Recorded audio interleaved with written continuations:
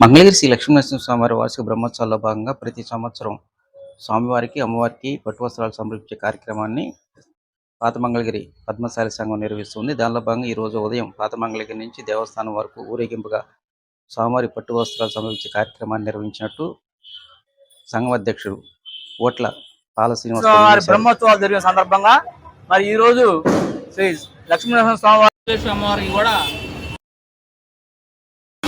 పట్టు చీర అలాగే పట్టు వస్త్రములు చీర సార సుమారుగా ఒక 90 అమ్మవారి ఘనంగా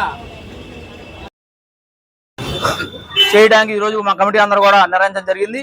ఆ యొక్క కార్యక్రమం భాగంగా మరి మేము ప్రతి సంవత్సరం 2021 నుంచి అంటే ఈ సంవత్సరం 6వ సంవత్సరం గత 6 సంవత్సరాల నుంచి కూడా ప్రతి సంవత్సరం కూడా అమ్మవారికి ఈ విధంగా చీర సార సమర్పిస్తున్నాం.